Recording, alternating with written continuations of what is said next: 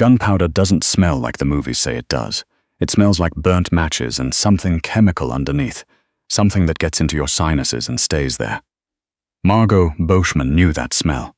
She'd grown up near the Canadian Forces base in Petawawa, where her father had done 3 tours before his knees gave out, and the army gave him a handshake and a pension that barely covered the hydro bill. She knew the smell, and she knew it didn't belong in the parking lot behind the Timberline Diner at 11:30 on a Tuesday night in November. She almost walked back inside. Almost. But then she heard it. Not a groan, exactly. More like the sound a person makes when they've decided not to make any more sounds, that controlled, deliberate silence that's louder than screaming. Margot pushed the dumpster lid closed and turned around. The man was propped against the concrete barrier at the far end of the lot, half hidden by the shadow of the recycling bins. He was wearing a suit. That was the first thing she registered. A suit, charcoal grey. The kind that didn't come off a rack, now dark and wet down the left side in a way that had nothing to do with the freezing rain coming down. His head was tilted back against the concrete. His eyes were closed. Her daughter's voice came through the cracked open back door behind her. "Mama? The hot chocolate is ready." Margot turned back. Willa was 7, standing on her tiptoes to see through the kitchen pass-through window, her dark braids framing her face, breath fogging in the cold air that was sneaking in through the gap. "Stay inside, baby," Margot said, keeping her voice even. "Don't come out here. Why? Because it's freezing and you just got over a cold. Go sit down." Willa considered this with the gravity of someone negotiating a trade deal, then retreated. Margot waited until she heard the squeak of the vinyl booth, then turned back. She walked over. He was younger than she'd expected. Mid-30s maybe, with dark stubble going rough across his jaw, a cut above his left eyebrow that had stopped bleeding on its own through sheer stubbornness. His hands were in his lap, and one of them was pressing a folded square of what looked like a pocket square. Actual silk, cream-colored, against his side. Not silk anymore, not cream-colored. Margot crouched down. She'd done 2 years of nursing school before her mother got sick, and the money ran out and she'd come back to Renfrew to help, then just stayed. She'd forgotten most of it. She hadn't forgotten this. She pressed 2 fingers against the side of his neck. His eyes opened. They were grey. Not the washed-out grey of people who have grey eyes as an afterthought. Sharp, pale, the colour of ice over deep water. They looked at her with the flat calculation of someone who had woken up in dangerous places before and was already running contingencies. "Don't," he said. "Don't what?" "Don't scream." Margot looked at him steadily. "I wasn't going to." He seemed to find this surprising. Most people, she imagined, screamed around him fairly regularly. His pulse was fast but not thready. Blood loss, yes. Shock beginning, maybe. He hadn't gone grey yet, which meant he had more time than he felt like he did, but not as much time as he needed. "You've been shot," she said. "I'm aware." "How long ago?" A pause. 40 minutes. "Is anyone coming for you?" His jaw tightened. "No." She looked at the exit of the parking lot, at the streetlights reflecting off the wet asphalt of Raglan Street, at the dark line of the Bonnechere River 2 blocks over. Renfrew, Ontario was not a large town. It was the kind of place where people noticed things, where a strange car parked too long on a side street would earn a phone call to someone's cousin at the OPP detachment. "Can you walk?" "If I have to, you have to," Margot said. "But not far." She stood up and went back to the door. Willa was sitting in the corner booth with her hot chocolate, drawing something in her notebook. She was always drawing, filling notebooks faster than Margot could find dollar store replacements. "Willa," Margot said carefully, "there's a man in the parking lot who got hurt. I'm going to help him." Willa looked up with the direct, unfiltered attention that 7-year-olds had before the world taught them to look away. "Hurt how?" "He fell," Margot said, because it was the simplest version of a complicated truth. "I need you to stay in this booth and not move until I come get you. Not for any reason." "Can I have a muffin?" Margot exhaled. "Yes, you can have a muffin? Okay." Willa went back to her drawing. Getting him through the back door was not a graceful operation. He was easily 6 feet and built like someone who had put in years of deliberate, functional effort. Not gym mirror muscle, but the denser, quieter kind. He had to duck through the door frame, and the step-up set his teeth so hard she could hear it, but he didn't make a sound. He moved with a controlled, contained agony that told her this wasn't his first time managing pain on the move. She settled him on the prep counter with difficulty and pulled the first aid kit from under the industrial sink, the actual kit, not the legal minimum one hanging by the front door. Her father had insisted on the real one when he'd started helping her run the diner after her mother died. "My name is Margot," she said, pulling on gloves. "What's yours?" "A beat. First name?" "That is my first name." She glanced up at him. He didn't look like a Sterling. He looked like something older, something that belonged to a part of the country with harder winters. "All right, Sterling," she said. "I'm going to take a look, and you're going to tell me if this came out the other side." It hadn't. The bullet was still in there, seated against the lower ribs, which was both better and worse than it could have been. She'd seen enough of her father's old field manuals to understand the mechanics, and she'd done enough emergency farm work in her life, helping neighbors with equipment accidents, dealing with the particular violence of rural life, to have functional hands when things got bad. "This is going to hurt," she said. "I know." Significantly, I said I know. She found the bottle of rye she kept in the office drawer for the occasions when the hydro rep came to argue about the bill, and she handed it to him without ceremony. He looked at it, then at her. "You're serious," he said. "I'm very serious." He took a long pull, set the bottle down, and then gripped the edge of the prep counter and nodded. She worked. She was methodical, and she was quick, because quick was kinder, and she had learned from her father that the fastest way through pain was through it. Not around it. He made no sound. At one point she glanced up, and his eyes were fixed on a point somewhere above her head, focused on the middle distance with the absolute concentration of a man refusing to inhabit his own body for a few minutes. The bullet came out with a sound she would not describe in company. She sutured, 12 stitches, clean lines, tight knots. She dressed the wound with the gauze from the kit and stepped back and peeled the gloves off. "How?" Sterling asked, his voice hoarser than before. "How what? You're not a waitress." "I am tonight." She dropped the gloves in the bin. "I was for a while, 2 years into nursing school. Life happened." He looked at her the way people looked at things that didn't fit into the categories they'd already built. "Life, my mother got sick. I came home. Then she died, and I had the diner and a lease and a 7-year-old daughter, and no particular reason to go back to Ottawa." She said it plainly, the way you said things when you'd had enough years to stop being theatrical about them. "What happened to you?" A long silence. Someone I trusted decided they trusted money more. Margot nodded. She'd heard variations of that sentence in 100 forms behind this counter. "Who are you, Sterling? And I don't mean your name. I mean, who are you that someone did this?" He looked at her steadily. "You've heard of Kessler Group," she had. Everyone in Ontario had. Commercial real estate, resource contracts, a name attached to half the development in the Ottawa Valley in the last decade. Kessler Group, which had bought the old mill site upriver 2 years ago and left it sitting empty while they ran the zoning appeals. Kessler Group, which her father had strong opinions about, delivered loudly at the Legion Hall. "You're not Kessler," she said. "I work for him." A pause. "I ran operations. His acquisitions director tried to have me killed tonight because I found out what he was doing with the northern contracts. And because I was going to go to the RCMP. Margot absorbed this. So, you were trying to do the right thing. I was trying to do the legal thing." His voice was careful. Those aren't always the same. From the dining room, she heard Willa. "Mama, the muffin was blueberry. I wanted cranberry." Margot closed her eyes briefly. "There are cranberry ones in the back of the case, baby." "Second shelf. I can't reach. I'll get it in a minute." "That's okay." A pause. "Is the hurt man going to be okay?" Sterling's eyes moved to the pass-through window. Willa was standing on the lower shelf of the counter trying to see through. She had her notebook tucked under her arm and a smear of blueberry on her chin. He looked at Willa for a moment with an expression Margot couldn't quite read. "I don't know yet," Margot called back honestly.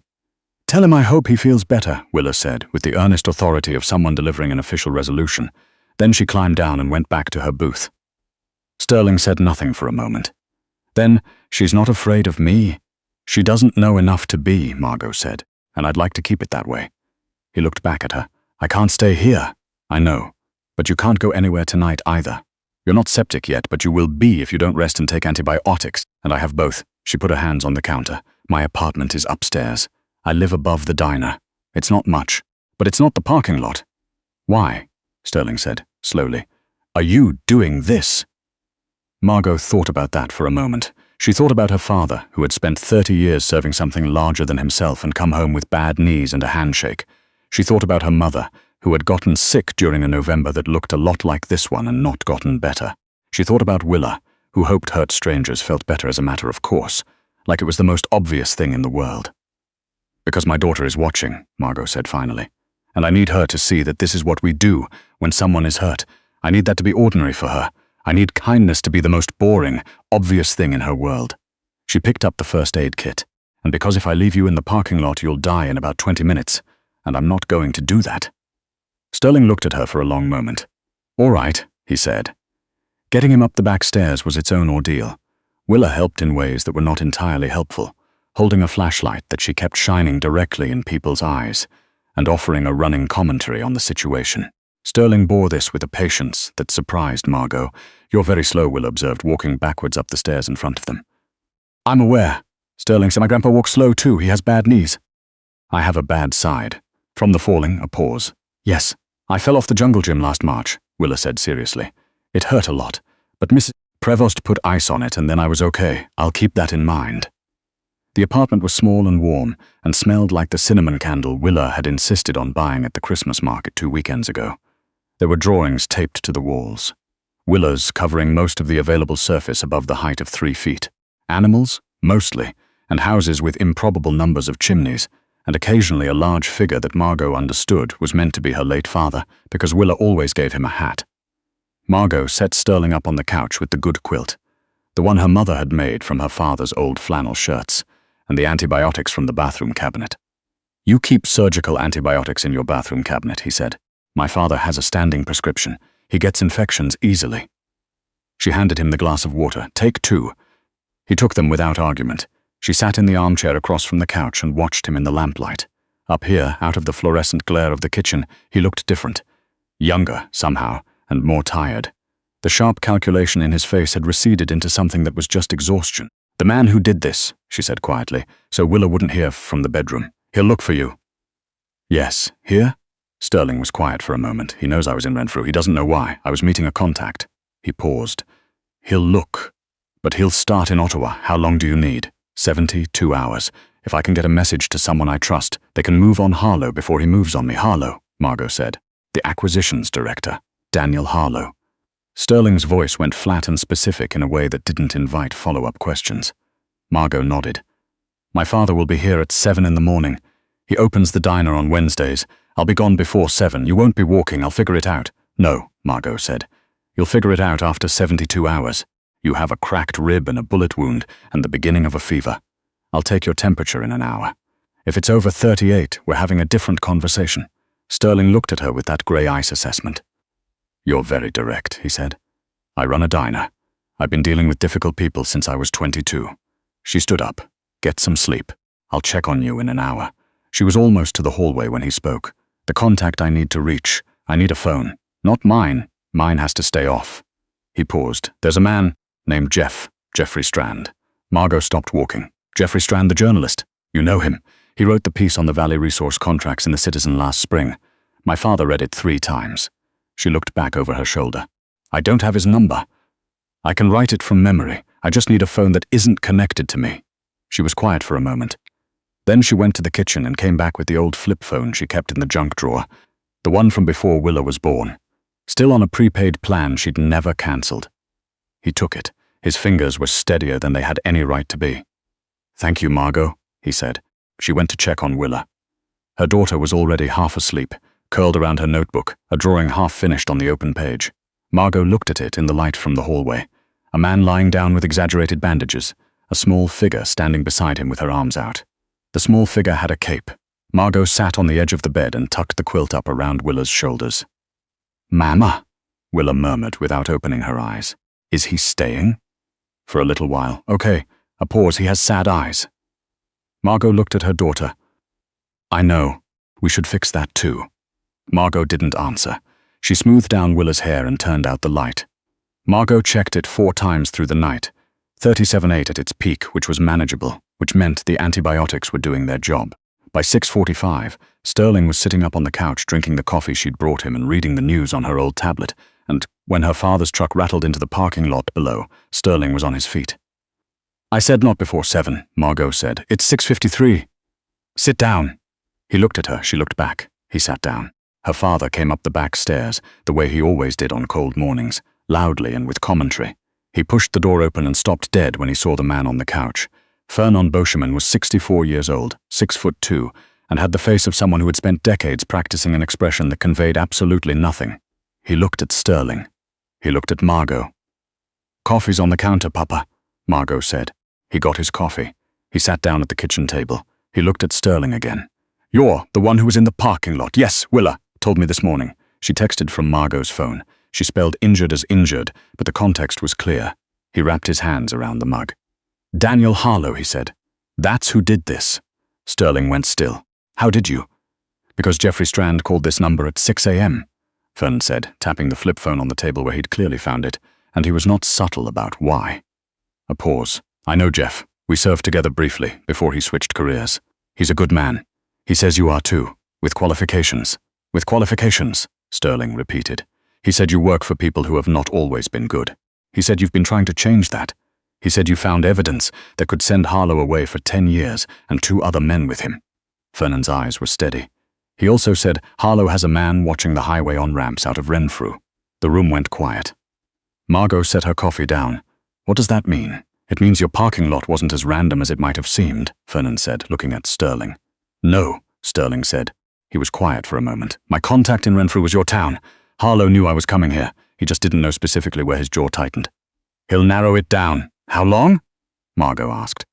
Hours, maybe less. Willa appeared in the hallway in her pajamas, dragging her notebook. She looked at the collection of adults in the kitchen with the tolerant confusion of someone who had given up trying to predict what mornings would look like. Hi, Pepe, she said to her grandfather. Morning, little mouse. He held his arm out, and she came to lean against him. How's the man who fell? Better, Willa said with authority. She looked at Sterling. You have more color. That means you're more alive. Sterling blinked. She's been reading my old anatomy textbooks, Margot said. They have good pictures, Willa said, not remotely defensive about this. She climbed onto the chair beside her grandfather and opened her notebook to a fresh page. She looked at Sterling for a moment. Do you have kids? A pause. No. Do you have a dog? No. She considered this. You should get a dog. Dogs are good when you're sad.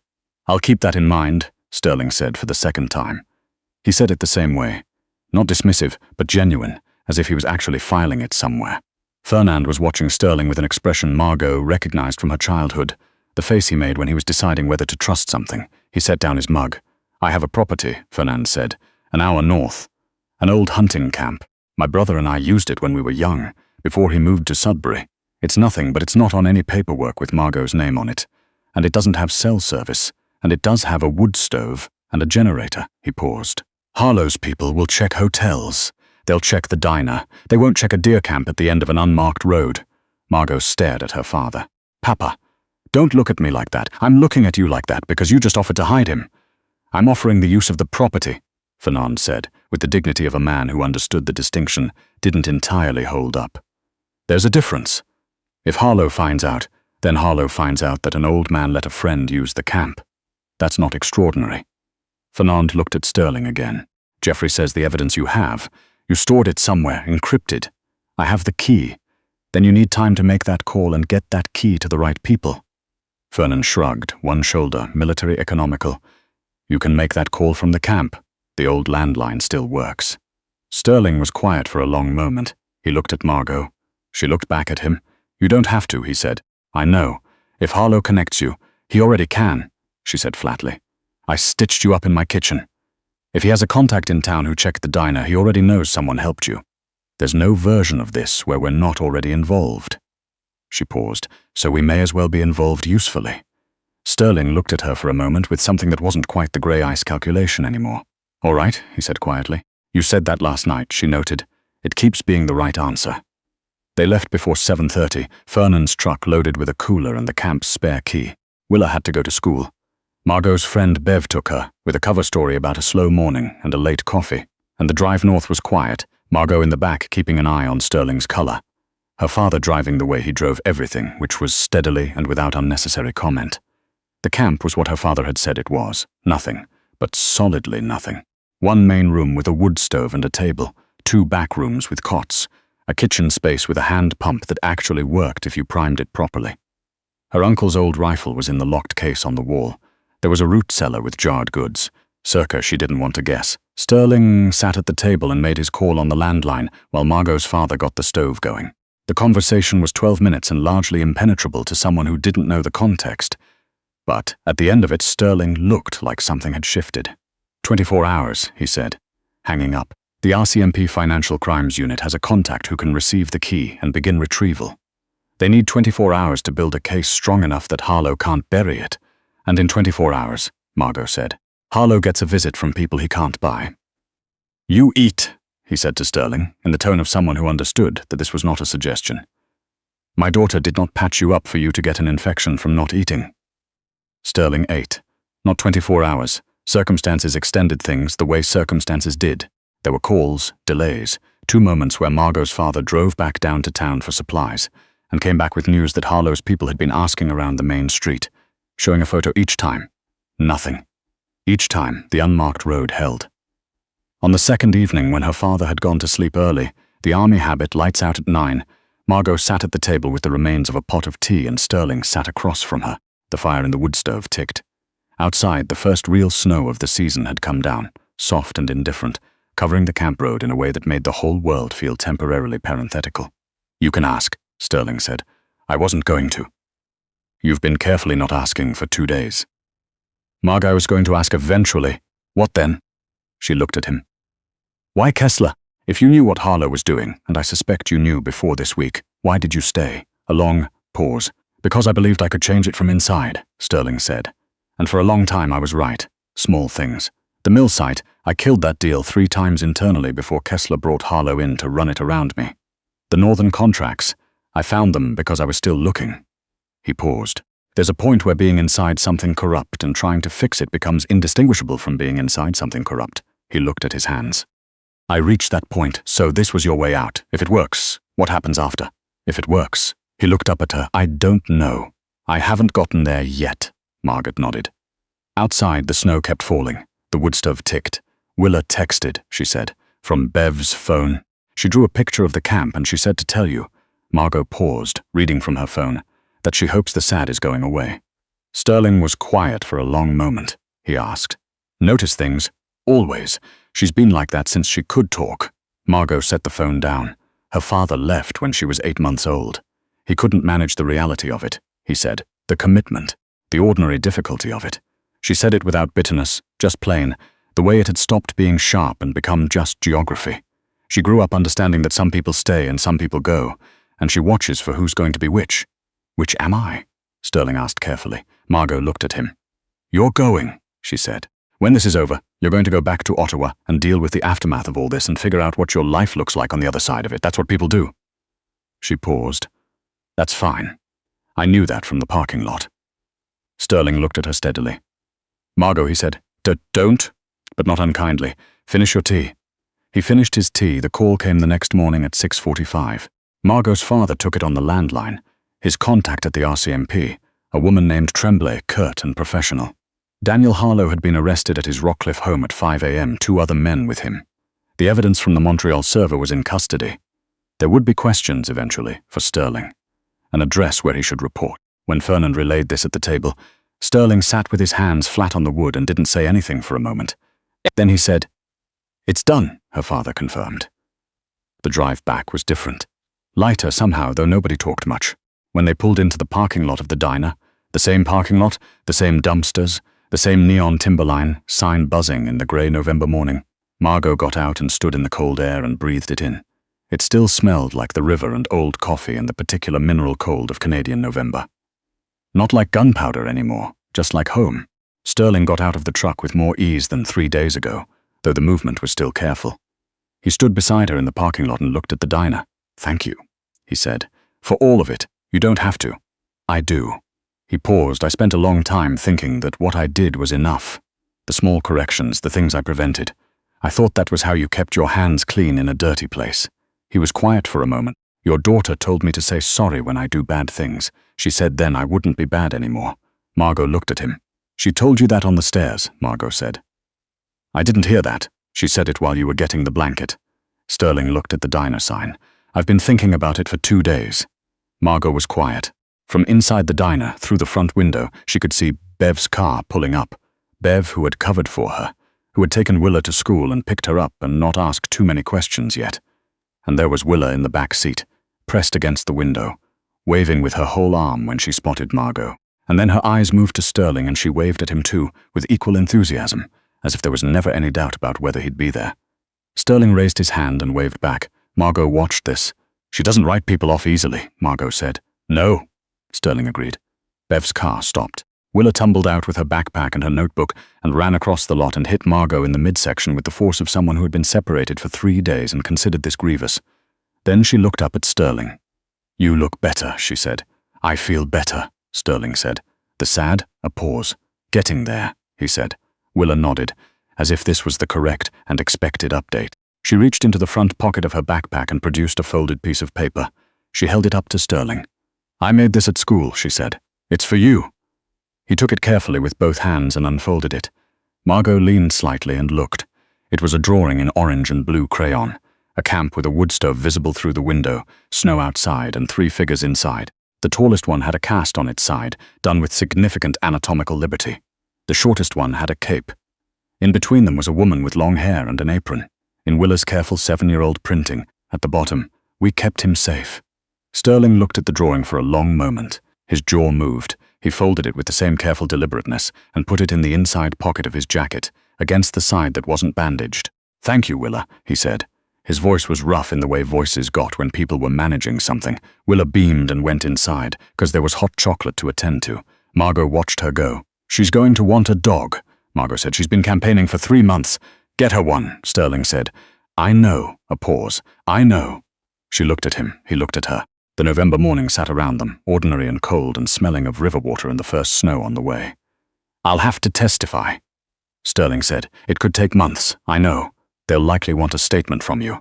From your father, we figured. He stopped, started again. I'd like to come back, when it's not an emergency, when I'm not bleeding in a parking lot. He paused. If that would be all right. Margot looked at him. She thought about her mother's quilt on the couch. She thought about the flip phone in the junk drawer and the anatomy textbooks on the bottom shelf, and the drawing of 3 figures safe inside a camp while snow fell outside. She thought about Willa, who paid attention, who noticed sadness in strangers' eyes, who wrote, "We kept himph" in her careful printing because to her it was simply a fact, a thing they had done because it was what you did. Sundays were closed, Margot said. I make breakfast upstairs, my father comes. It's eggs and usually an argument about hockey. Sterling almost smiled. It was a careful expression, like he was relearning how to make it. I don't know much about hockey, he said. You'll learn, she said, or you'll lose the argument. Either way. She went inside. The diner bell chimed behind her. The same small brass bell that had been on that door since her mother's time, the one that rang every time someone came in from the cold. Sterling stood in the parking lot for a moment in the thin November light, his hand touching the pocket where Willa's drawing was folded. Then he came inside too, and the bell rang once more, clear and small in the warm air, the way it always did, the way it had always meant. Someone is here, someone came in out of the cold.